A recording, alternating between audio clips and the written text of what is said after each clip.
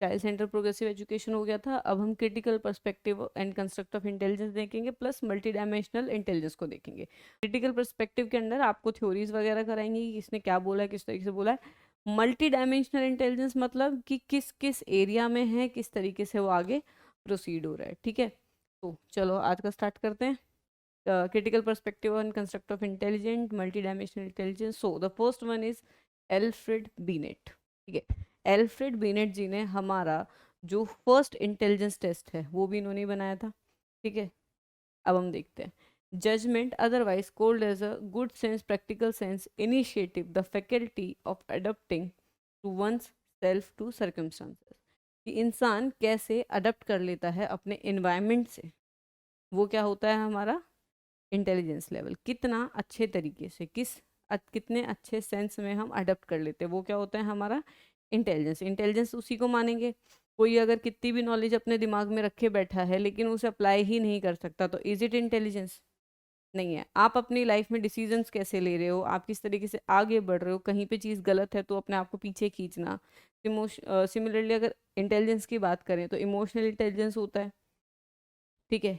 Emotional intelligence होता है जिसमें हम दूसरे के इमोशंस को कैसे समझते हैं, अपनों को कैसे समझाते हैं, कितना खुद के इमोशंस पे या खुद की इच्छाओं पे हमारा कंट्रोल है, वो सब हमारा इमोशनल इंटेलिजेंस के अंदर आता है। अगेन कि किस तरीके से हम अपने इमोशंस को काबू में रख सकते हैं, ठीक है, हम अपने इन्वायरमेंट से डील कर सकते हैं, तो वो आपका बेसिकली इंटेलिजेंस में आता है। देन हम बात करेंगे मिस्टर डेविड वेस्लर। अब वेस्लर जी का एक वेस्लर अडल्ट इंटेलिजेंस स्केल भी है, प्लस इनका प्री प्राइमरी वाला भी है। तो इन्होंने इंटेलिजेंस टेस्ट दिए हैं जो अभी बहुत ज़्यादा यूज़ होते हैं इंटेलिजेंस टेस्ट इनके वाले। देन इन्होंने बोला कि ये ग्लोबल एग्रीगेट कैपेसिटी है एक इंडिविजुअल की, जिसके थ्रू वो रैशनली एक्ट करे, पर्पसफुली एक्ट करे और डील करे इफेक्टिवली टू हर और हिज एनवायरनमेंट, ठीक है। कितनी रैशनली कितना प्रैक्टिकली हम अपने एनवायरनमेंट से डील करते हैं और किस तरीके से हम बेसिकली अपने आप को उसके साथ अडेप्ट करा लेते हैं अगेन, ठीक है, डीलिंग विद द एनवायरनमेंट। अब एक इंसान है, उसको हल्का सा कुछ हुआ, इमोशनली वो इंसान बिल्कुल ड्रेन हो गया। अब ये हम क्या बोलेंगे कि उसका इमोशनल इंटेलिजेंस कम है, ठीक है। कोई पर्सन है, उसको पता है कि सामने से दीवार गिरने वाली है, एक इंटेलिजेंट बंदा होगा तो क्या करेगा, या तो उसे ठीक कराएगा, ठीक है, या वो उसके आसपास से जो एरिया है उसको खाली कराएगा, कुछ तो ऐसा कराएगा। अब एक पर्सन है, उसको पता है कि सामने वाली दीवार गिर रही है, लेकिन उसके बाद क्या करना है वो कुछ नहीं बोल रहा। उसने पढ़ा हुआ है सब कुछ, तो क्या वो पर्सन इंटेलिजेंट है? अगर वो उस टाइम पे उस चीज को लेके डिसाइड नहीं कर पा रहा तो क्या वो पर्सन इंटेलिजेंट है? नहीं है। सिमिलरली कई बार जैसे लाइफ सिनेरियोज भी जो हमारे होते हैं, उसमें एक पर्सन क्या करता है कि इमोशनली जस्ट बिकॉज हमने किसी में इतना इनपुट कर दिया है, being it mother father, being it any relationship you have, ठीक है, तुम इमोशनली इतना इनपुट कर देते हो कि एक टाइम के बाद चीज़ें एब्यूजिव भी होती हैं तो आपके अंदर इतनी हिम्मत नहीं होती कि आप उससे कट ऑफ कर लो। तो ये आपका इमोशनल इंटेलिजेंस के टर्म पे आपका लोअर में चला जाता है। अगर आप में इमोशनल इंटेलिजेंस हायर है, फीमेल्स हैं, वायलेंस का शिकार होती हैं, हाउस डोमेस्टिक वायलेंस बहुत होता है, वन ऑफ द रीजन, क्योंकि इमोशनल वो इतना इनपुट कर चुकी हैं कि बच्चों का सोचना है, ये सब सोचना है कि वो आगे मूव फॉरवर्ड नहीं कर पा रही। अगर वो रैशनली सोचे तो क्या होगा, सेपरेट हो जाएंगी। अभी रिसेंटली एक डार्लिंग मूवी आई है, नेटफ्लिक्स पे आई है, वो इसी के ऊपर है कि कैसे उसका उसके हस्बैंड से जो कनेक्शन है, ठीक है, वो कितना टॉक्सिक होता है। वो लड़की जो है उसमें आलिया भट्ट है, और एक मेरे को एक्टर का नाम नहीं याद। तो बेसिकली वो लव मैरिज करती है उसके साथ, ठीक है। लव मैरिज करने के बाद चीज़ें क्या होती हैं, रिश्ता बिल्कुल एब्यूजिव हो जाता है। दाल में अगर कंकड़ भी है तो उस पर थप्पड़ लग रहे हैं, ठीक है। वो एक अंदर लिए बैठी है कि नहीं प्यार है, उसे बदलना है, उसे बदलना है, उसे बदलना है, मैं बदल लूंगी, लेकिन at the end of the day उसे गिव अप करना ही पड़ता है रैशनली सोच के, ठीक है। सो ये चीज़ें चलती हैं कि वो अपना stand at the end of the time लेती ही है। वो बनाई ही इसलिए गई है कि लड़कियों को ये चीज़ समझ में आए, ठीक है। सो एक इंटेलिजेंस का ही पार्ट है कि इमोशनली पर्सन खुद को कितना हैंडल कर सकता है। फीमेल भी वहाँ पे बैक फुट पे है, मेल भी वहाँ बैक फुट पे है, क्योंकि उसकी जो अग्रेसिव इम्पल्सिस हैं या अपना जो उसका जो इमोशनल इंटेलिजेंस है कि कहाँ पे मुझे गुस्सा निकालना चाहिए, कहाँ पे नहीं निकालना चाहिए। इस मूवी में भी वो अपने ऑफिस का गुस्सा निकालता है, इवन दो वो टिकट चेकर होता है, टीसी होता है, लेकिन जो उसका बॉस है वो उससे रोज वॉशरूम वगैरह साफ कराता है। तो वो अपने ऑफिस का गुस्सा आके अपनी बीवी पे निकाल रहा है। तो वो खुद भी बैकफुट पे है, ये भी बैकफुट पे है, तो दोनों की लाइफ कैसे अल्टीमेटली खराब हो रही है। तो वो चीज़ उसमें देखने को मिलेगी कि इमोशनल इंटेलिजेंस अगर दोनों में ही ना हो, कि कहाँ के इमोशन कहाँ पे आउट करे जाएं, किस इंटेंसिटी के साथ करे जाएं, कब करे जाएं, सिचुएशन क्या है, तो वो सब चीज़ें अगर ना हो तो लाइफ जो है वो थोड़ी हार्ड हो जाती है, क्योंकि you are not being that intelligent. ठीक है, अगर वो हस्बैंड ही इंटेलिजेंट हो जाए तब खत्म है, सारी चीज़ें सॉर्ट हो जाएंगी। सिमिलरली फीमेल ही या तो अपना स्टैंड ले ले तो भी चीज़ें सॉर्ट हो जाएंगी। तो पार्ट ऑफ इट, ठीक है, लाइफ की जो ये हमारा जो चलता है, कितना हम रैशनली अपनी लाइफ से डील करते हैं, कितना हम अपनी सोसाइटी के साथ या कितना अपने डेली सर्कमस्टांसेस के साथ अडप्ट करते हैं, वो सारा हमारे इंटेलिजेंस में ही आता है। If I know that someone is exploiting me, मेरे को थियोरेटिकली वो चीज़ पता है, लेकिन I am not applying the fact, let's cut off. तो वो क्या है, इंटेलिजेंस का पार्ट है कि मैं इसमें लो लेवल पे हूँ। ठीक है, मैं अपने डिसीजन मेकिंग, कोई हार्ड डिसीजन भी अगर लेना है तो मैं रैशनली सोच के ले रही हूँ। अब उसमें जैसे क्या था कि वो लड़की बायस हो रही है कि नहीं, लव मैरिज करी है, पति है, ये है वो है, कोई नहीं चलेगा, बच्चे बच्चे बच्चे देखने आगे। वो उसको इतनी लालच दे देता है टाइम टू टाइम कि वो बंदे से छोड़ ही नहीं पाती। हर बार का यही सीन होता है और द वेरी नेक्स्ट डे चीज़ें वही होती हैं। तो ये जो चीज़ें हैं, ये सब आपकी इंटेलिजेंस जो है बेसिकली डेली लाइफ में आपका ज़्यादा काम करता है। चाहे इमोशनल इंटेलिजेंस का मैंने भी एक एग्जांपल दिया है, लेकिन जो नॉर्मल भी इंटेलिजेंस है, जैसे किसी चीज़ को ठीक करना, कुछ लोग होते हैं बहुत प्रैक्टिकली बहुत इंटेलिजेंट होते हैं, कोई चीज़ दिखेगी ना सेकंडों में ऐसे ठीक कर लेते हैं। तो ये इंटेलिजेंस का ही पार्ट है, जिस तरीके से कोई और नहीं सोच पाया उस तरीके से वो लोग जो है वो सोच पा रहे हैं। ठीक है, ये उनके इंटेलिजेंस में ही हायर लेवल है, उनका सोच उनसे ऊपर है। ठीक है, देन अब हम बात करते हैं हिस्ट्री ऑफ इंटेलिजेंस की। इंटेलिजेंस में आपका क्या होता है, एप्टीट्यूड।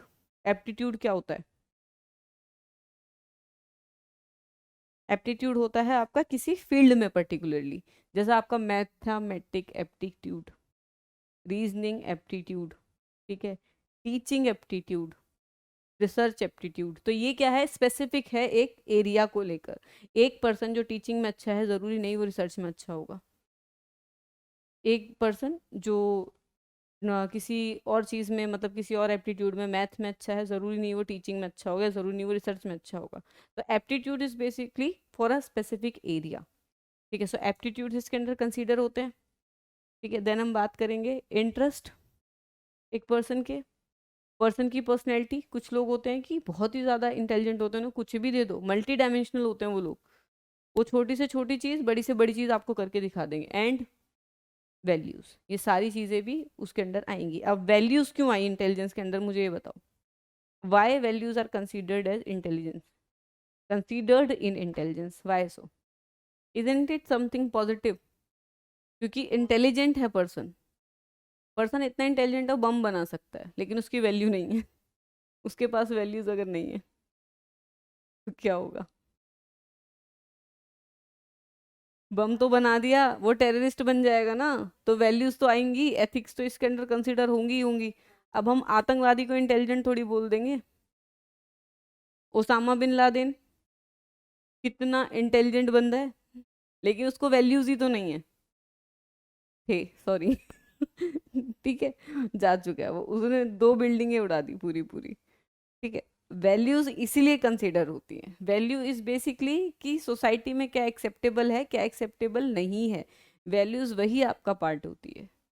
जैसे अगर हम बात करें हिंदू लोगों की अगर बात करें, तो वी हैव सम वैल्यूज, ये चीज़ करनी है, ये चीज़ नहीं करनी है, पूजा में काला नहीं पहनेंगे, ये सब नहीं पहनेंगे, अहिंसा।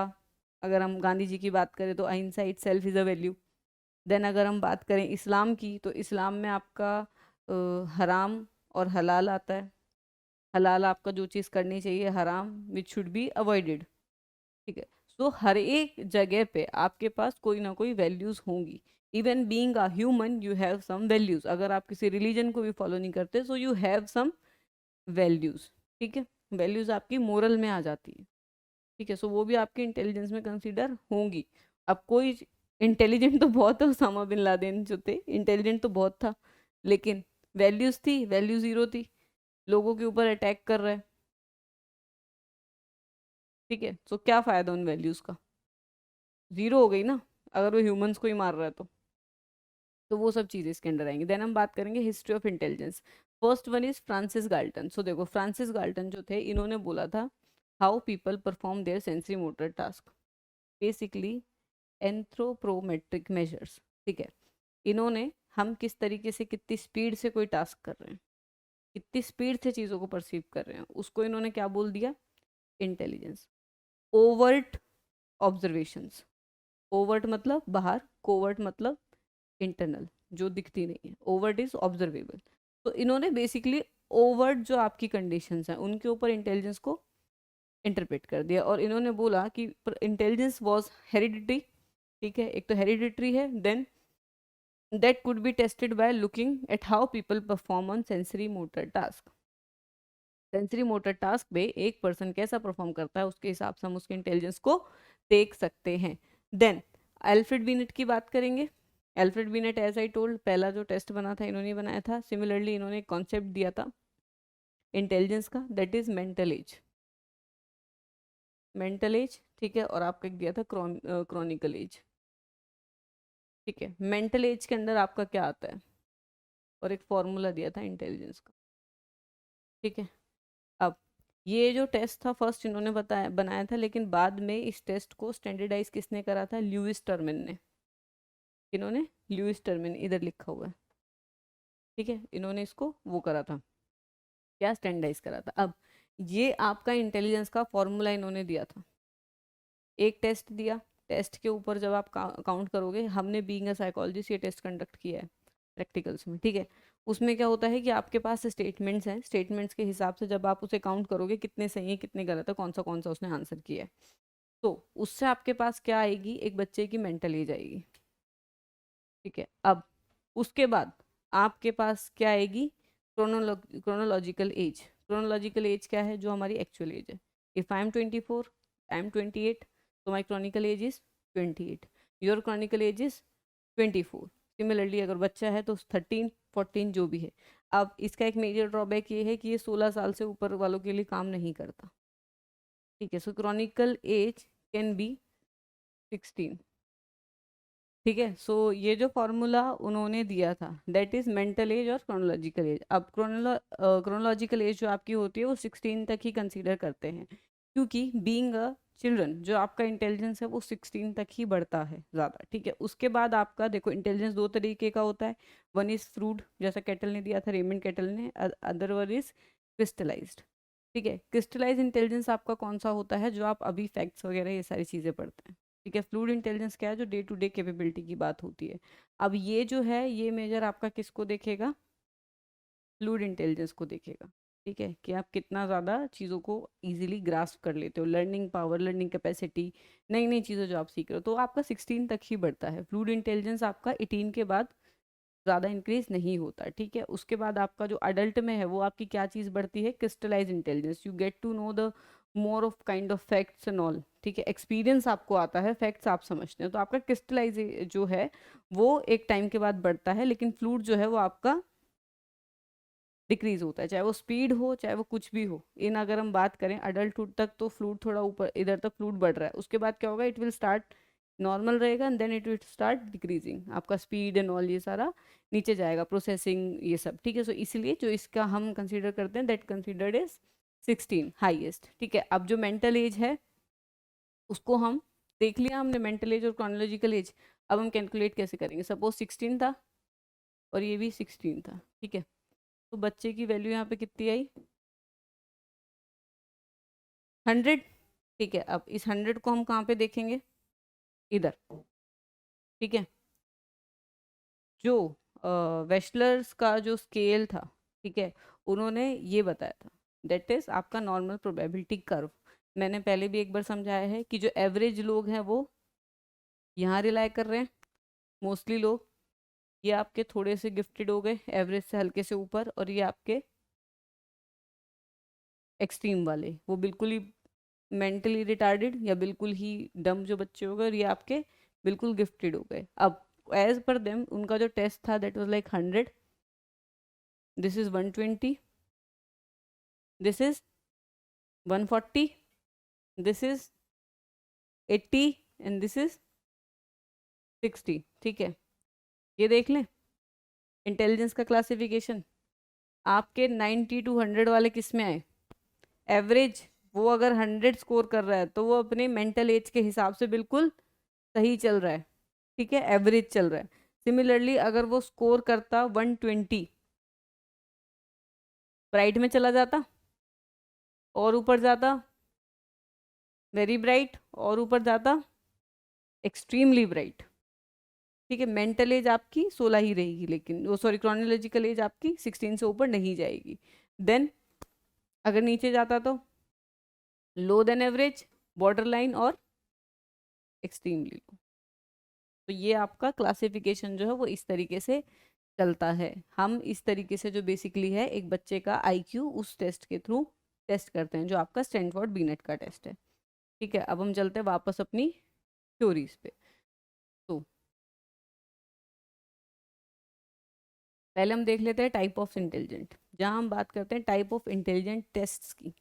ठीक है, first one will be the psychological test. ठीक है, साइकोलॉजिकल टेस्ट आपके कौन से होंगे? स्टैंडर्डाइज्ड तरीका होगा। जैसा ये स्टैनफोर्ड बिनेट की बात करी, ये क्या था? स्टैंडर्डाइज साइकोलॉजिकल टेस्ट था। हमेशा सेम ही रिजल्ट प्रोड्यूस करेगा, हमेशा उसी तरीके से आपका काम करेगा। देन इंटरव्यू, इंटरव्यू के थ्रू देख सकते हैं। ठीक है, again case study. Case study क्या होती है? क्लिनिकल सेटिंग्स में ज़्यादा यूज़ होती है। एक सिंगल केस होता है, एक पर्सन के बारे में, उसके बर्थ से लेके और एंड तक की सारी चीज़ों को हम समझते हैं। ठीक है, तो वो आपका किस में आता है? केस स्टडी में आता है। मतलब कैसे रोया था, क्या इसका फर्स्ट क्राई था, कैसे वो आगे चला, क्या उसका लाइफ सर्कमस्टांसिस रहा, किस एरिया में वो पला, कैसी उसकी फैमिली रही, क्या उसका सोशोनॉमिक स्टेटस रहा, सब कुछ हम इसके अंदर देखते हैं। ठीक है, एक सिंगल पर्सन का।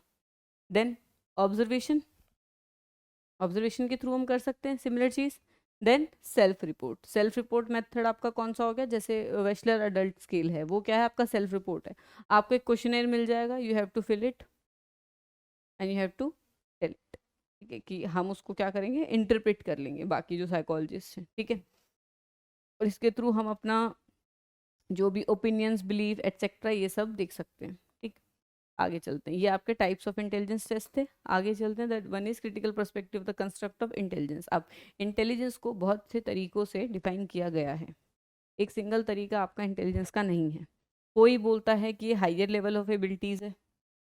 ठीक है, हाँ, अच्छा, तो कोई बोलता है कि ये हायर लेवल ऑफ इंटेलिजेंस है। ठीक है, देन को मतलब हायर लेवल ऑफ एबिलिटीज है, जैसे एब्स्ट्रैक्ट रीजनिंग हो गया, कि जो नॉर्मल आपकी जो डे टू डे रीजनिंग है उससे कुछ अलग जाके करना। ठीक है, एब्स्ट्रैक्ट आपकी कौन सी चीज़ें होती हैं? बताया था मैंने पीछे। एब्स्ट्रैक्ट कॉन्सेप्ट कौन से होते हैं? जिनका हर किसी के लिए एक अलग मीनिंग है। तो एब्स्ट्रैक्ट रीजनिंग भी आपकी वही होती है। कॉन्क्रीट आपकी कौन सी होती हैं? जो सेम है और सेम ही रहेगी। पाइथागोरस थ्योरम कैसे चलती है? A square plus B square equal to C square. अब वो क्या है? वो कंक्रीट है, ऐसे कर लो वैसे कर लो, वो क्या रहेगी आपकी? सेम रहेगी। लेकिन एब्स्ट्रैक्ट रीजनिंग क्या है? हर किसी की अलग होती है। Then mental representation, problem solving, decision making, ये सारी आपकी किस में आती है? हायर ऑर्डर स्किल्स में आती है, प्रॉब्लम सॉल्विंग एंड ऑल। क्योंकि प्रॉब्लम भी कोई ऐसी सॉल्व नहीं कर लेता, छोटा बच्चा नहीं कर पाता problem solve. Then ability to learn, emotional knowledge, ठीक है, creativity, adaptation, meet the demand of environment with effectiveness या इफेक्टिवली। ठीक है, तो ये सारी आपकी किस में आती हैं? इंटेलिजेंस में आती हैं। अलग अलग लोग ने अलग अलग तरीके से इंटेलिजेंस को क्या करा है?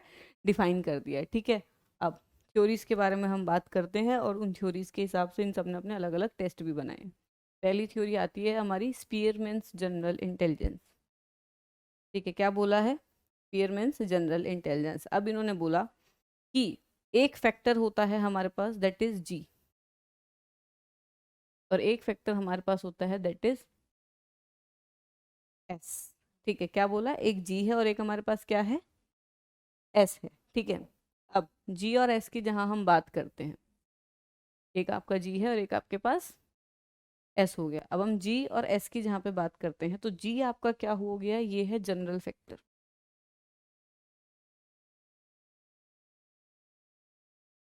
जनरल फैक्टर जो आपकी अंडरलाइंग जो भी कैपेबिलिटीज हैं उन सब का एक पार्ट होगा। Then there is this one S which is specific. ठीक है, ये आपका क्या हो गया है, स्पेसिफिक फैक्टर। अब इसके अंडर क्या होगा, ये हर किसी का क्या होगा, डिफरेंस होगा, डिफरेंट होगा। ठीक है, एस फैक्टर आपका डिफरेंट है, मेरा डिफरेंट है, और ये हमारी अलग अलग कैपेबिलिटी को बताएगा। जैसे हम डे टू डे जो काम कर रहे हैं, सपोज हम सोच रहे हैं, हम समझ रहे हैं, ये हमारा जनरल में आ गया क्योंकि ये सभी कर रहे हैं। और इन चीज़ों के ही थ्रू आपकी बाकी चीज़ें जो एस फैक्टर है वो भी अफेक्ट होता है, क्योंकि जितना अच्छा हम समझेंगे उतना अच्छा ही हमारा एस फैक्टर होगा। लेकिन एस फैक्टर में और जी फैक्टर में फ़र्क क्या है, दैट इज एस आपका स्पेसिफिक है, विच मीन्स डांस का जैसे कोई हो गया, इफ डांस एक स्पेसिफिक एबिलिटी है, अपर एक पर्सन नाच सकता है, दूसरा पर्सन नहीं नाच सकता, उसको आप क्या कहते हैं, बेसिकली आप बॉडीली मूवमेंट का इंटेलिजेंस बोल लो। ठीक है, बॉडी काइनेस्थेटिक इंटेलिजेंस आप उसे बोल सकते हो। अब इसमें क्या है, आपका अलग है, मेरा अलग है। हैव यू एवर थिंक कि आप मतलब कोई एक सामने वाला बच्चा ज़्यादा अच्छा नाच रहा है और हम उतना नहीं नाच पा रहे, या मैं बहुत ज़्यादा प्रो हूँ डांस में, सामने वाला बच्चा प्रो नहीं है, क्यों, क्योंकि वो स्पेसिफिक एबिलिटी है। Specific ability is the thing जो पर्सन टू पर्सन डिफर करती है। ठीक है, जो आपकी सेकंड उसमें आ जाती है, ये क्या है, पर्सन टू पर्सन डिफरेंट जो है वो क्रिएट करेगी। जनरल जो है रिमेन्स द सेम, बेसिकली जो लाइफ के लिए हम करेंगे। अब हम पढ़ लेते हैं, he showed that the intelligence intelligence consisted of a general factor which is G factor and some specific factors which is S factor। अब some specific factor में क्या हो गया, लर्निंग का अलग हो गया, किसी का मैथ अच्छा होता है, किसी का साइंस अच्छा होता है, किसी का सोशल साइंस अच्छा होता है, ये आपका एस फैक्टर है। ठीक है, then also known as two factor theory of intelligence, और इसको हम क्या बोलते हैं, two factor theory of intelligence. कौन से दो फैक्टर हो गए, एक जनरल हो गया और एक आपका स्पेसिफिक हो गया। अब इसको देखना चाहो तो ऐसे भी देख सकते हो, ये आपका जनरल हो गया, ये आपका स्पेसिफिक, स्पेसिफिक, स्पेसिफिक, ये स्पेसिफिक आपका डांस का हो गया, ये स्पेसिफिक आपका सिंगिंग का हो गया, ये स्पेसिफिक आपका लर्निंग का हो गया, ये स्पेसिफिक आपका मैथ का हो गया। ठीक है, इसी वजह से हम डिफर कर रहे हैं। समझ में हम सबको आता है, चीज़ों को देखते हम सब हैं, परसीव हम सब करते हैं, लेकिन कुछ लोगों का ही ये चीज़ अच्छी क्यों है, क्योंकि उनके पास स्पेसिफिक फैक्टर ऑफ इंटेलिजेंस है। क्लियर हुई स्पीयरमैन की थ्योरी, कोई डाउट है, आगे चले, चलो। तो नेक्स्ट थ्योरी है हमारी लुइस थर्स्टोन की थ्योरी। ठीक है, लुइस थर्स्टोन। अब इन्होंने 7 प्राइमरी एबिलिटीज के बारे में बात करा, प्राइमरी मेंटल एबिलिटीज। ठीक है, प्राइमरी है, सेकेंडरी की अभी बात नहीं हुई है, सेकेंडरी की आपकी ऑर्थर जेंसन ने किया था। ठीक है, देन इसके ऊपर एक बहुत कंट्रोवर्शियल थ्योरी भी आई थी, कंट्रोवर्शियल एक रिसर्च भी आई थी, वो भी बताऊंगी। अब हम चलते हैं इस पे। तो इन्होंने क्या बोला कि we have 7 primary mental abilities. Primary mental abilities, primary में फर्स्ट हुआ हमारा वर्ड फ्लुएंसी। ठीक है, वर्ड फ्लुएंसी में आपका क्या आ गया कि कितनी जल्दी जल्दी हम वर्ड को क्या करते हैं, यूज़ कर लेते हैं, राइम बना देते हैं, पजल्स क्रिएट कर देते हैं, सॉल्व कर देते हैं, वो सारा आपका किस में आता है, वर्ड फ्लुएंसी में, कि कितनी इजीली आपके दिमाग में जो वर्ड्स हैं वो आ रहे हैं। क्या, सॉल्विंग एनाग्राम्स, एनाग्राम्स जैसे वो पजल्स, वर्ड के लिए जो आपके पजल्स आते हैं वैसे टाइप के। ठीक है, देन क्रॉस वर्ड्स वगैरह जो खेलते हैं वो सारा वर्ड फ्लुएंसी के लिए होता है, कि कितनी जल्दी आप नए नए वर्ड्स जो वो सोच पाते हो, उन्हें बना पाते हो। Basically it is for the vocabulary. Word fluency is directly proportional to vocabulary, जितनी ज़्यादा आपकी वोकेबलरी अच्छी होगी उतनी ज़्यादा आपकी वर्ड फ्लुएंसी बढ़ेगी। देन वर्बल कॉम्प्रिहेंशन, कॉम्प्रिहेंशन क्या होता है कि किसी चीज़ को अंडरस्टैंड कर लेना। कॉम्प्रिहेंशन हम वर्ड बहुत टाइम से समझते आ रहे हैं, पढ़ते आ रहे हैं, लेकिन हम उसका मीनिंग नहीं समझ रहे। कॉम्प्रिहेंड करने का मतलब होता है बेसिकली उसकी मीनिंग को समझ लेना। तभी हम क्या बोलते हैं कि एक पैराग्राफ कॉम्प्रिहेंशन आता है, इंग्लिश कॉम्प्रिहेंशन आता है। कॉम्प्रिहेंशन को समझो, अनसीन पैसेज को, फिर उसको क्या करो, पढ़ के आंसर करो। ठीक है, एनालाइज करो उसे। तो वर्ड कॉम्प्रिहेंशन, उसमें क्या आएगा, ability to understand the meaning of concept. ठीक है, न्यूमेरिक एबिलिटी, न्यूमेरिकल एबिलिटी जो आपकी नंबर से रिलेटेड होगी कि नंबर को कितना क्विकली यूज करोगे। स्पेशल विजुअलाइजेशन, स्पेशल का मतलब हो गया आपका एरिया का, स्पेशल विजुअलाइजेशन। अब इसका मतलब क्या है कि जैसे कुछ लोग होते हैं ना, कुछ लोग आर्किटेक्ट्स होते हैं, आर्किटेक्ट्स इसमें हाई होते हैं स्पेशल विजुअलाइजेशन में। वो एरिया को देखेंगे, या फिर जो आपके इंटीरियर वाले होते हैं एरिया को देखेंगे, वो बोलेंगे यहाँ पे ये लग सकता है, यहाँ पे ये लग सकता है, यहाँ पे ये लग सकता है। बीइंग अस हम उतना नहीं सोच सकते, वो स्पेस का ज्यादा अच्छा यूज कर देंगे। तो वो आपका किसके अंदर आ गया, स्पेशल इंटेलिजेंस के अंदर आ गया, स्पेशल विजुअलाइजेशन के अंदर में आ गया। इन लोगों को स्पेस को विजुअलाइज करने में टाइम नहीं लगता। सिमिलरली कुछ हम जैसे, हम में भी नॉर्मल भी ऐसे लोग होते हैं जो कह देते हैं नहीं इसको इधर घुमा दो, इसको इधर घुमा दो, ज्यादा स्पेस लगेगा। तो वो आपका क्या है, स्पेशल विजुअलाइजेशन है। Then perceptual speed, perceptual speed क्या है कि कितनी जल्दी हम चीज़ों को परसीव कर रहे हैं, हम ग्रास्प कर रहे हैं। ठीक है, वो आपका क्या है, परसेप्चुअल स्पीड। परसेप्शन क्या होता है कि एरिया से बाहर से दिमाग में प्रोजेक्ट करना। Then memory, and then inductive reasoning. अब इंडक्टिव रीजनिंग क्या होती है, इंडक्टिव रीजनिंग होती है जब हम नीचे से ऊपर जाते हैं। ठीक है, नीचे से ऊपर जाना।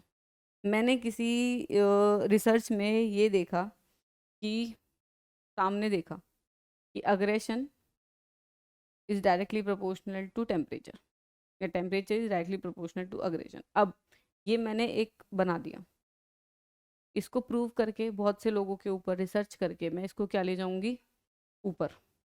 तो ये क्या हो गया मेरा इंडक्टिव। मैंने एक स्पेसिफिक से मैं कहाँ चली गई, जनरल पे, कि ये सबके लिए ऐसे ही काम करता है। So that will come under the inductive. जब हम स्पेसिफिक से कहाँ जा रहे हैं, जनरल पे, तो उसको हम क्या बोलते हैं, इंडक्टिव रीजनिंग। ठीक है, जैसे अभी नॉर्मल सी बात है, हमने ग्लास का यूज सीखा, कैसे सीखा, पहले किसी को करते हुए देखा होगा, उसके बाद हमें कहीं भी ग्लास दिखता है हम उसमें पानी डाल देते हैं। तो ये क्या हो गया आपका, स्पेसिफिक टू जनरल। हमें पता है कि ग्लास है तो किसके लिए यूज होगा, पानी के लिए यूज होगा। कप है तो किसके लिए यूज होगा, चाय के लिए। तो स्पेसिफिक हमने पहले कहीं पे देखा होगा, उसको हमने अब जनरली हर जगह पे अप्लाई कर दिया। अब ग्लास की कोई भी शेप हो, कुछ भी हो, हम पहचान लेंगे, हम उसमें पानी डाल के पी लेंगे। ठीक है, तो ये क्या हो गया, स्पेसिफिक टू जनरल। सिमिलरली अगर जनरल से स्पेसिफिक जाना हो, जनरल से स्पेसिफिक क्या होगा कि हमारे पास एक थ्योरी है कि ग्लास में पानी डाल के पीते हैं। ठीक है, ये मुझे नहीं पता था, सपोज ये मुझे नहीं पता था। ठीक है, अब क्या हुआ, जब मेरे को कोई ग्लास दिखा, मेरे को किसी ने जनरल बात बताई थी, अब मेरे को ग्लास दिखा, मैंने देखा पानी पी सकते हैं क्या इसमें, पोर करा, पी लिया। अब ये क्या हो गया, जनरल चीज से मैं कहाँ आ गई, स्पेसिफिक। तो इसको हम क्या बोलते हैं, डिडक्टिव। जब हम ऊपर से नीचे आ रहे हैं तो हम डिड्यूस होते हुए आ रहे हैं। हाँ, और नीचे से ऊपर जा रहे हैं तो हम इंड्यूस होते हुए जा रहे हैं। तो इसलिए ये क्या होती है, इंडक्टिव रीजनिंग होती है जब हम स्पेसिफिक टू जनरल जाते हैं, और जब जनरल टू स्पेसिफिक आते हैं तो वो आपकी डिडक्टिव होती है। डिडक्टिव मीन्स डाउनवर्ड, ऐसे याद करो, डी से डाउन, डी से डिडक्टिव। तो जनरल से हम कहाँ आ रहे हैं, नीचे आ रहे हैं। जब हम नीचे की तरफ मूव करेंगे तो डिडक्टिव होगा, और ऊपर की तरफ जाएंगे तो इंक्रीज या इंडक्टिव। हाँ, स्पेसिफिक देखो, जब हम कोई नई थ्योरी क्रिएट करते हैं तो यूजुअली उसमें हम इंडक्टिव ही यूज करते हैं, क्योंकि हमें किसी प्रिंसिपल, रिसर्च दो तरीके की होती है, एक होती है एक्सप्लोरेटरी, एक होती है एनालिटिकल। अब मेरे को जैसे किसी ने बताया कि भाई ये तो ग्लास का तुम ऐसे यूज कर सकते हो। ठीक है, अब ये क्या था, मेरे को पता चल गई ये रिसर्च तो हो रखी है, किसी ने पहले पानी डाल के पिया है। अब क्या हुआ, मुझे ये चीज पता चली है, आगे मैं क्या करूंगी, इसे अप्लाई करके देखूंगी। तो ये क्या हुआ, ये मेरी डिडक्टिव रिसर्च हो गई या एनालिटिकल रिसर्च हो गई। कुछ नया नहीं फॉर्म हुआ, लेकिन मैंने एक्स वो करके देख लिया कि ये चीज़ होती है। ठीक है, सिमिलरली कोई नई फाइंडिंग थी ही नहीं, किसी को ग्लास का पता ही नहीं था, मैं फर्स्ट थी, मैंने स्टार्ट करा और मैंने अब इसे जनरल पे ले गई, स्पेसिफिक टू जनरल पे ले गई। तो ये आपकी इंडक्टिव होगी। सिमिलरली जो रिसर्च होगी ये कौन सी होगी, आपकी एक्सप्लोरेटरी, कि आप जस्ट एक्सप्लोर कर रहे थे, आपको प्यास लग रही थी, you are just finding something to put, और आपको क्या मिल गया, ग्लास मिल गया, और आपने डाला और आपने पी लिया, अरे इसका यूज ये भी हो सकता है। ठीक है, सिमिलरली ग्लास का कोई और यूज पता हो, ग्लास को हम वेपन की तरह यूज नहीं कर सकते, ये इंडक्टिव रीजनिंग का पार्ट है। क्योंकि अगर मेरे सामने कोई आएगा, मेरे पे कुछ फेंकने का नहीं है, समवन इज थ्रेटनिंग मी, मेरे को पता है मेरी जान को खतरा है, मेरी उसी टाइम पे इंडक्टिव रीजनिंग चालू होगी, यहाँ पे जो चीज़ पड़ी होगी मैं उसी को वेपन बना दूंगी। मेरे डेस्क पे जो भी चीज़ पड़ी है, ग्लास पड़ा है, मैं ग्लास उठा के सर में मार दूंगी।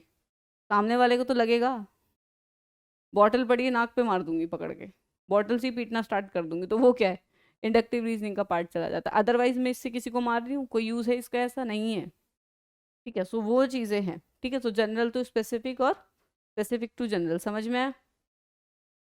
अब मोस्टली जो रिसर्चेज होती है वो इंडक्टिव होती है, जब हम कुछ नया फाइंड करते हैं तो किस में करते हैं, इंडक्टिव में, लेकिन जब हम डिडक्टिव रीजनिंग में कुछ नया फाइंड नहीं होता। हाँ, तो ये क्लियर हो गया, नेक्स्ट पे चलते हैं। ठीक है, अब हमारा है Gardner's theory of multiple intelligence, जहाँ हम बात करते हैं गार्डनर की थ्योरी की। तो देखो, उसने बोला कि जो इंटेलिजेंस है मल्टीपल तरीके का है, कोई सिंगल नहीं है। जैसे 7 प्राइमरी मेंटल एबिलिटीज आई थी, सिमिलरली इन्होंने क्या दिया, इंटेलिजेंस का दिया। इन्होंने बोला कि एक तो म्यूजिकल वाला है, जो जिसमें ये वाला इंटेलिजेंस होगा वो क्या होंगे, म्यूजिक स्मार्ट। ठीक है, वो बीट्स को समझेंगे ज़्यादा, बीट्स को जल्दी रिक्रिएट करेंगे। काइनेस्थेटिक, जो आपके बॉडी स्मार्ट होंगे।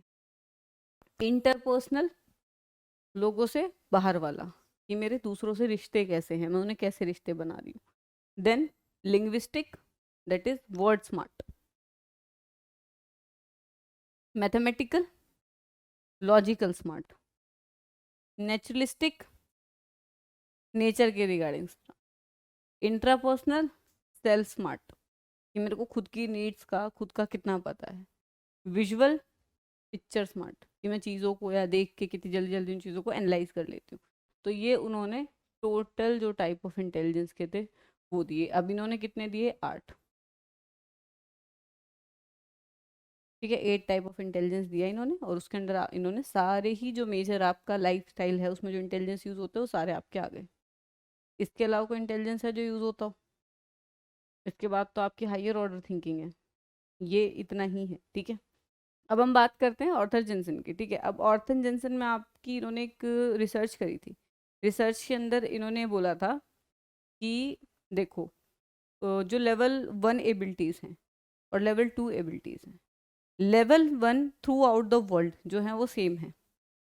ठीक है, बेसिकली इन्होंने रेशियल डिफरेंस बता दिया था। रेशियल डिफरेंस मतलब कलर के ऊपर, ऑलरेडी अपार्थाइड सिस्टम दिक्कत दे रहा था, और इन्होंने एक ऐसी रिसर्च भी जो थी वो पब्लिश कर दी। अब वो क्या हुआ, वो चीज़ और फ्लोरिश हो गई। इन्होंने क्या बोला कि लेवल 1 में तो सारे कॉन्टिनेंट इक्वल हैं, लेकिन लेवल 2 में सबसे आगे एशिया है, उसके बाद अमेरिका है, और सबसे एंड में कौन है, अफ्रीकन।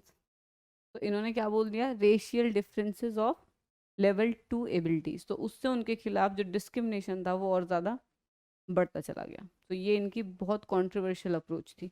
ठीक है, इंटेलिजेंस के बारे में जो इन्होंने की थी।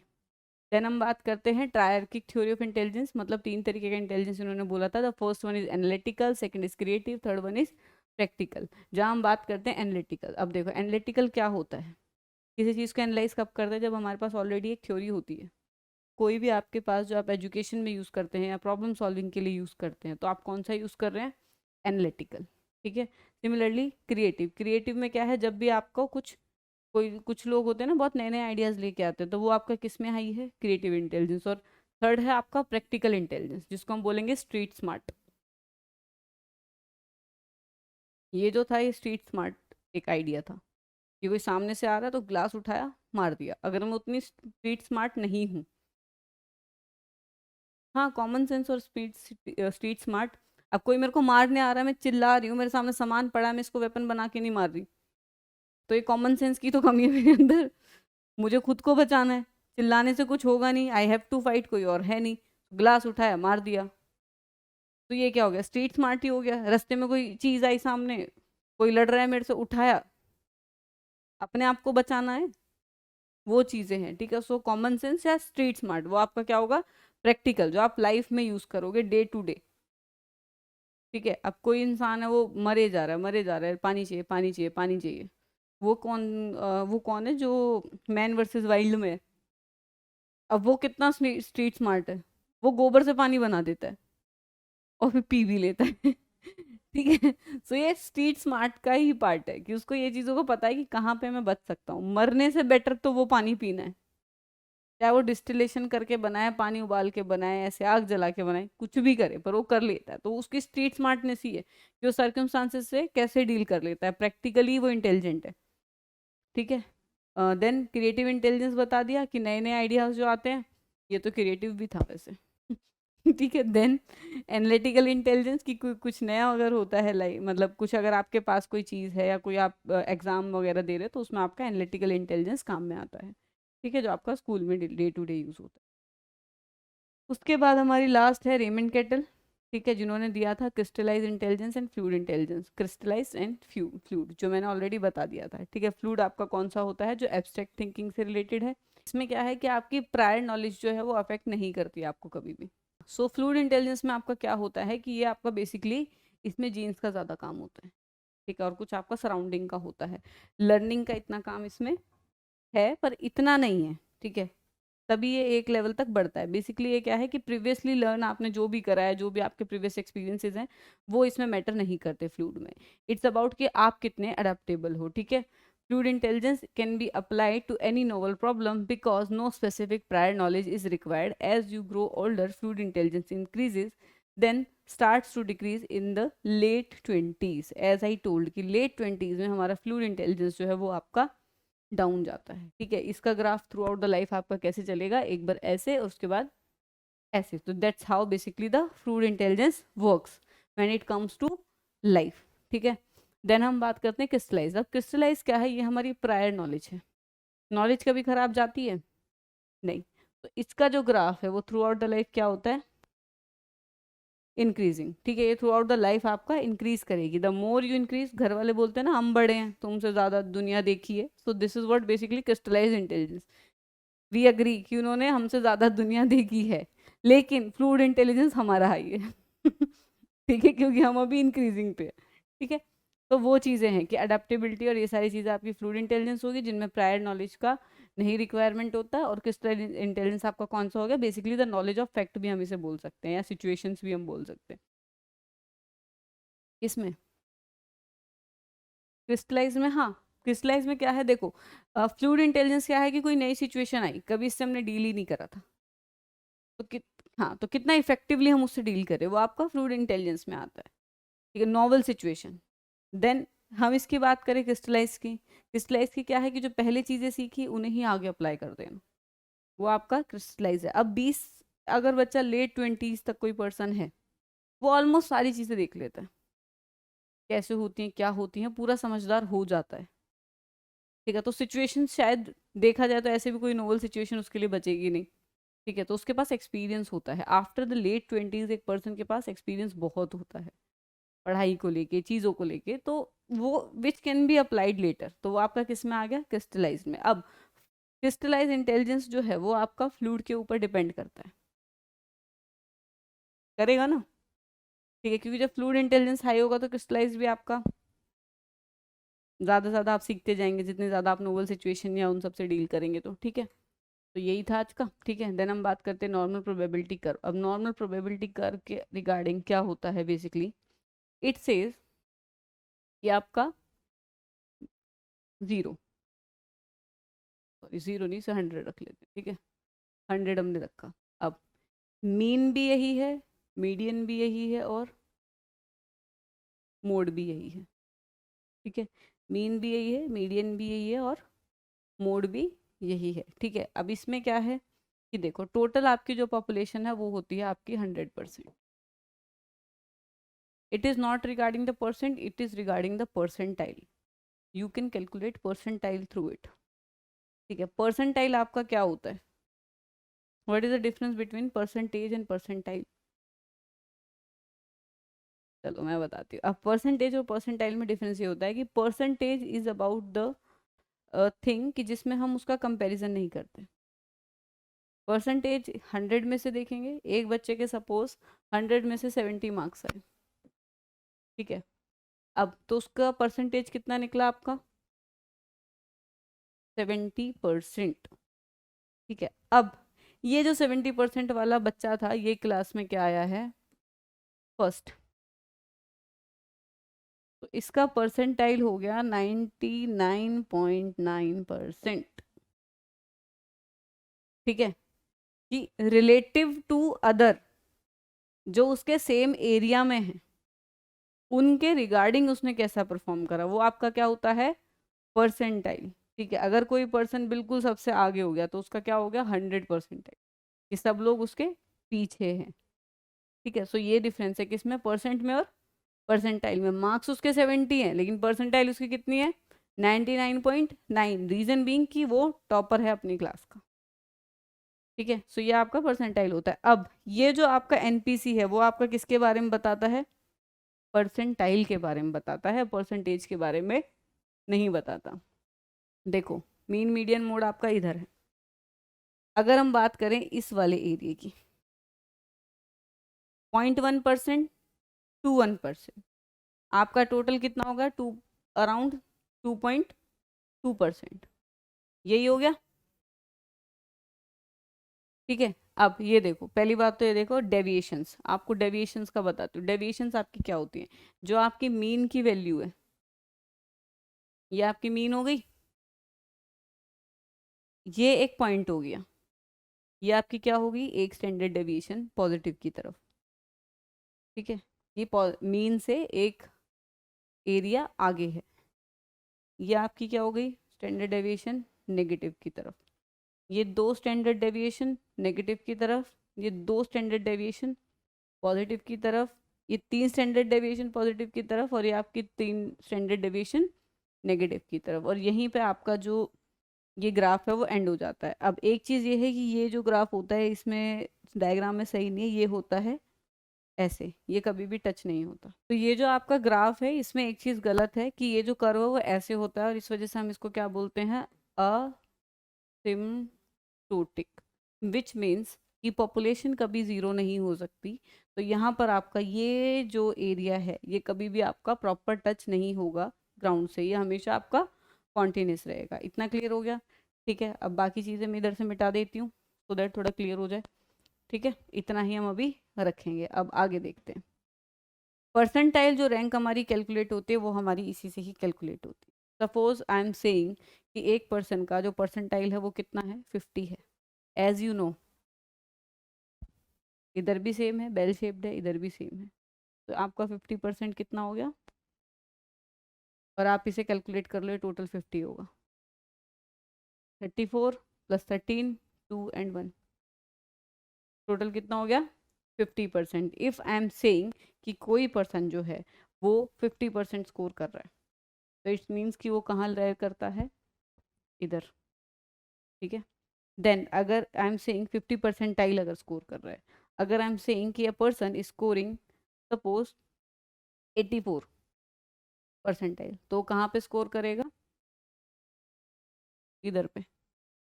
If I am saying a person is scoring how much, 15%, 15, कितना हो गया, 15। तो इन सब में जो आपके परसेंट वैल्यू है उसको हम प्लस करके क्या निकालते हैं, परसेंटाइल। सिमिलरली जो यहाँ पे एक 100 वाला था आपका, वो कहाँ चला गया आपका, यहाँ आ गया। 99.9 वाला पर्सन जो था, जो फर्स्ट आ गया, कि जो पूरी क्लास थी उनसे सबसे ज़्यादा नंबर किसके थे, इसके थे। परसेंटाइल हमारी ऐसे कैलकुलेट होती है। अब जब हम इन चीज़ों को कैलकुलेट करते हैं तो एक इसकी और कंडीशन है, दैट इज़ होमोसेडेसिटी।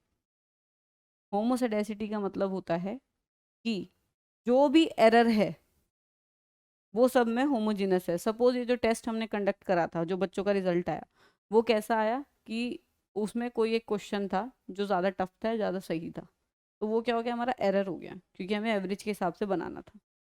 ठीक है, ज़्यादा इजी होगा तो भी एरर हो गया, ज़्यादा टफ हुआ तो भी एरर हो गया। अब वो क्वेश्चन इन सबके पास था, तो इसको हम क्या बोलेंगे, होमोसेडेसिटी, कि जो भी इनका तरीका था टेस्टिंग का, जो भी था वो क्या था, यूनिफॉर्म था। अगर कोई एरर था तो वो भी सबके पास था, कोई अपर हैंड था तो वो भी सबके पास था, कोई पेपर में गलती थी तो वो भी सबके में थी। तभी हमारे पास जो रिजल्ट है वो एक्चुअल आएंगे। सिमिलर अगर किसी ने इधर स्कोर कराया और उसका जो टेस्ट था वही डिफरेंट था, तो इक्वल माने जा सकते हैं, नहीं माने जा सकते। तो एक इसका ये है। अब मीन मीडियन मोड की बात करेंगे। अब हम बात करेंगे इसकी शेप की। अब इसकी जो शेप है वो बदलती है। ठीक है, एक होती है आपकी ऐसे वाली। ठीक है, ये क्या है, ये मेसोक्रोटिक है। क्या बोलते हैं हम इसे, मेसोक्रोटिक। मेसोक्रोटिक क्यों बोलेंगे, कुर्टोसिस का मतलब है कि इसकी शेप क्या है। ये देखो, ये बेल बन रही है ना, तो ये क्या होती है, शेप। अब सपोज ये आपका इधर चला गया, थोड़ा कम चला गया, मतलब जो ये जो पीक है, अगर पॉइंट की बात करी जाए तो हाईएस्ट स्कोर बहुत कम थे, ठीक है, तो वो आपका क्या बनेगा, प्लेटी कुर्टो। ठीक है, क्या प्लेटी, PLATY, ठीक है, प्लेटी, प्लेटिकुर्टिक। अब इसको हम क्या बोलेंगे, प्लेटिकुर्टोसिस, कुर्टोसिस, इनको हम क्या बोलते हैं, कुर्टोसिस। तो हम इस वाली कंडीशन को हम क्या बोल देंगे, प्लेटिकुर्टोसिस। सिमिलरली हाई चला गया, ये आपका मीजो है, मीजो आपका बीच वाला है, तो ये आपका क्या हो गया,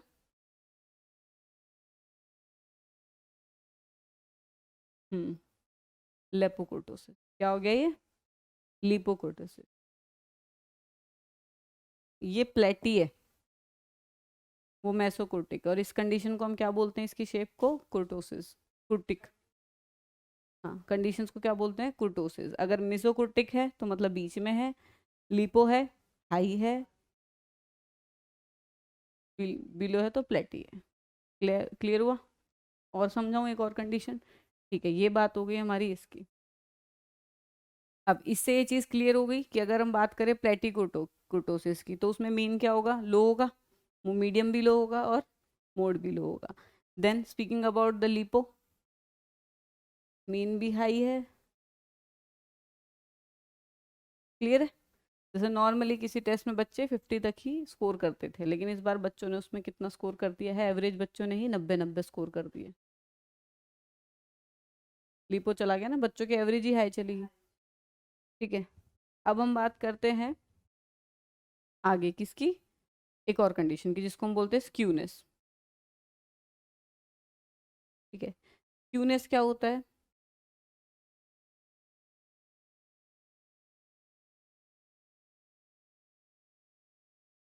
कर्व हिल गया, एवरेज बच्चों ने ज़्यादा परफॉर्म कर दिया है। अगर मैं अभी एक मार्किंग की बात बता रही थी, ठीक है, हाइयर आपका इस तरफ है ना, तो ये आपका क्या हो गया, नेगेटिवली स्क्यूड हो गया, कि नेगेटिव साइड से स्क्यूड है, दब गया कर्व, ठीक है, दब गया नेगेटिव साइड से। एज आई एम टेलिंग कि ज़्यादातर लोग 99% स्कोर कर ले रहे हैं, क्या हो गया, वो तो लीपो तो मीन मीडियन मोड की बात कर रहे हैं। हाँ, अब हमारा क्या हो गया कि मोस्टली जो आपकी जनरेशन है, इसमें तो हमने मार्क्स की बात करी, ये डिफरेंस किससे आया, कि बच्चे मीडियम जो बच्चे हैं, ज़्यादातर बच्चे आपके 90 स्कोर करा, तो उसका जो अपेरेंटली जो मीन था वो आपका हाई चला गया। सिमिलरली अगर इसमें हम बात करें, इसमें क्या है कि ज़्यादातर लोगों ने 99 स्कोर करा, तो इधर भी खिसक गया ग्राफ, ग्राफ खिसकेगा ना, मोस्टली बच्चे चले गए, ये था आपका मेजर तो, ठीक है। सो ग्राफ जो है वो आपका आगे की तरफ मूव हो गया, ठीक है। क्यूनेस समझ आई, ये आपका क्या हो गया, नेगेटिवली स्क्यू हो गया, क्योंकि नेगेटिव साइड से पिच का हुआ है। ये आपका पॉजिटिव स्क्यू हो गया। ये कब होगा, जब ज़्यादा लोग पॉजिटिव में स्कोर कर गए, ये कब होगा, जब ज़्यादा लोग नेगेटिव में स्क्यू कर गए। अब इसमें मीन मीडियन मोड आपका क्या हो जाएगा वो बताती हूँ। मीन को ये वाली वैल्यूज अफेक्ट करेंगी, क्योंकि नंबर ऑफ पीपल तो उतना ही रहेगा, मीन, ठीक है। फिर मोड क्या होता है, जो ज़्यादा बार आया हो, तो ये आपका क्या आ जाएगा, और मीडियन इसमें आपका क्या रहेगा, ठीक है। तो इसमें आपका जो मीन है, मीन छोटा होगा मोड से और मीडियन से, क्लियर हुआ। क्योंकि देखो, अगर स्कोर बच्चों ने तो 90-90 कर लिया, कुछ बच्चों ने 90-90 कर दिया, लेकिन कुछ बच्चे बिल्कुल एक पे भी हैं, ठीक है, तो वो आपका क्या हो गया, एवरेज तो नीचे ही आएगा। देन अगर हम बात करते हैं इस वाले की, तो इधर क्या होगा, सेम चीज़, ये वाली वैल्यू अफेक्ट करेगी, पॉजिटिव वाली, मीन कहाँ गया, इधर, मोड कहाँ गया, और मीडियन कहाँ गया, क्लियर हुआ कुर्टोसिस। कर दूं क्लियर, सॉरी। तो ये आपका प्रॉपर नॉर्मल प्रोबेबिलिटी कर्व है, जिसमें कुर्टोसिस भी मैंने बता दिया, स्क्यूनेस भी मैंने बता दी कि कंडीशन ऐसी ऐसी हो जाती हैं। अब कंडीशन अराइज कब होते हैं? इट इज़ अबाउट स्कोरिंग मोर। अगर हम प्लेटिंग कर्ट्योसिस अगर वो करते हैं कि एवरेज ही लोगों का बढ़ रहा है, तो वो आपका प्लेटी मतलब उसमें जाएगा लिपोकुर्टोसिस में। एवरेज ही घट रहा है तो लिपोकुर्टोसिस में। जैसे अभी इंडिया में अगर बात करें तो एवरेज हाइट जो है वो डिक्रीज होती जा रही है। सो हाइट का कर्व क्या हो रहा है? लिपोकुर्टिक होता जा प्लेटिकुर्टिक होता जा रहा है। कैसा होता जा रहा है? प्लेटिकुर्टिक। क्यों? क्योंकि पहले हाइट इतनी होती थी, अब हाइट कितनी हो रही है? हो ही इतनी रही है टोटल। अगर हाइट बढ़ जाएगी तो वो कर्व क्या हो जाएगा? लिपोकुर्टोसिस। ठीक है, सिमिलरली अब इसमें स्क्यूनेस भी दे दो, है ना, कि मेजोरिटी ऑफ जो लोग हैं उनकी हाइट ज़्यादा ही है, तो आपकी इधर चल जाएगी, इधर है तो इधर आ जाएगी। तो वो वाली अलग अलग चीज़ें जो है ऐसे अफेक्ट करती हैं हमारे कर्व को। देन हम बात करते हैं नॉर्मल हमारे आईक्यू रेंज की। सो आईक्यू रेंज का अगर हम डिफरेंस देखें तो 90, ये आपका देखो ये हम एवरेज में कंसीडर करते हैं अगर हम एक वर्ड में बोले तो, तीनों। ठीक है, 120 टू 80, जैसे ये देखो 80, और ये आपका क्या हो गया 120, ये आपका क्या हो गया 100। तो ये लोग हमने किस में कंसीडर कर लिए? एवरेज में। ठीक है, देन बॉर्डर लाइन। ठीक है, 2% ऑफ द पॉपुलेशन। ये आपका बिल्कुल मतलब 2% आपका इधर आ गया, 75 आपका इसमें चला गया। लो एवरेज आपका 16%। देखो ये 16% ही बैठेगा approx, lower than the average. फिर ये वाले बिल्कुल बॉर्डर लाइन पे आ गए, और ये आपके बिल्कुल खत्म, जो समझ ही नहीं पा रहे चीज़ों को। देन हाई की बात कर लो, 50% ऑफ द पॉपुलेशन आपकी कहाँ है? एवरेज पे। इधर कितनी चली गई आपकी? 16%। अगेन कर्व में इंक्रीज कितना हुआ है? ऑलमोस्ट 16, बिल्कुल एग्जैक्ट नहीं है ये।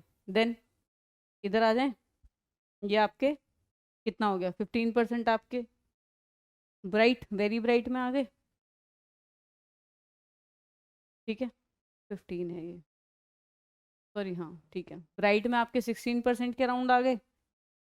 देन आपके अगर हम आगे चलते हैं तो 2% आपका इधर आ गया। ऐसे ही चलता है, तभी वो जो कम लोग हैं, मैंने बोला तो सही कि होमोसेडेसिटी है। होमोसेडेसिटी का मतलब क्या हो गया कि जो नॉर्मल जो लोग हैं वो ज़्यादा होंगे, और बेल शेप्ड है ना, तो बेल शेप का मतलब क्या हो गया कि एवरेज में ही लोग ज़्यादा होंगे, उसके अलावा जो लोग होंगे वो कम होंगे। जैसे जैसे आप एक्सट्रीम्स पे जाएंगे, पॉजिटिव में भी नेगेटिव में भी, population starts decreasing. Normal class में भी यही कॉन्सेप्ट चलता है। ऐसे बच्चे बहुत कम होंगे जो बिल्कुल डम होंगे, ठीक है, और ऐसे बहुत कम होंगे जो बिल्कुल ब्राइट होंगे। Most of the people will rely on the in between only, जो आपका एवरेज है। तो आज की क्लास हम यहीं पर एंड करेंगे, इसके बाद अपनी नेक्स्ट क्लास में मिलते हैं। जब तक आप देखते रहिए, वीडियो को लाइक करें, शेयर करें, सब्सक्राइब करें।